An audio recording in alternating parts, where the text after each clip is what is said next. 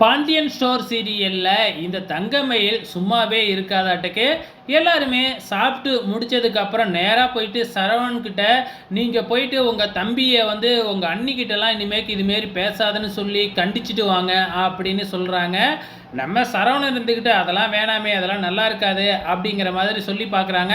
ஆனால் இந்த தங்கமயில் இருந்துக்கிட்டு கேட்கவே மாட்டேங்குது. இல்லை இல்லை, நீங்கள் போயிட்டு உங்கள் தம்பிக்கிட்ட எனக்காக கேட்டே ஆகணும் அப்படின்னு பெரிய அப்ராணி மாதிரி வந்து ஃபேஸை வச்சுக்கிட்டு பேசிக்கிட்டு இருக்கிறாங்க. ஆனால் நம்ம சரவணன் சரி நான் கேட்குறேன் அப்படின்னு சொல்லி போய் நம்ம கதிர்கிட்ட உட்காந்து கதிரை பற்றி நலன் விசாரிச்சுட்டு வந்துடுறாப்புல. ஸோ தங்கமயில் சொன்னதை எதையுமே நம்ம சரவணன் கேட்கவே இல்லை.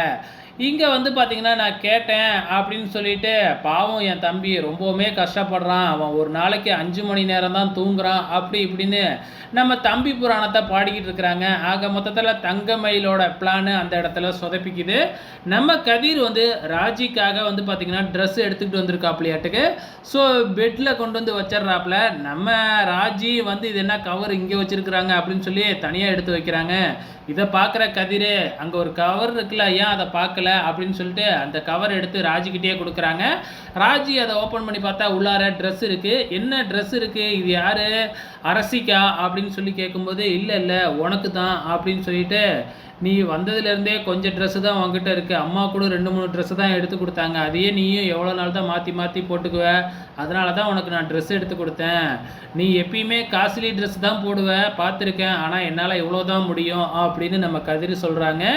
நம்ம ராஜிக்கு ரொம்ப பயங்கரமான சந்தோஷம், அளவில்லாத சந்தோஷம், கதிர் நமக்காக ட்ரெஸ் எடுத்து கொடுத்தானே அப்படின்னு சொல்லிட்டு.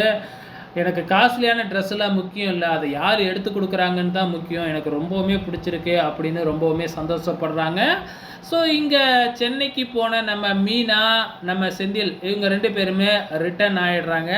ரிட்டன் வந்தால் பாண்டியன் என்ன செய்வார்னு நமக்கு தெரியும் இல்லையா. நம்ம செந்திலை பிடிச்சி திட்டுன்னு திட்டுறாப்புல. ஸோ நாளைக்கு என்ன நடக்க போகுது அப்படிங்கிறத வெயிட் பண்ணி பார்க்கலாம்.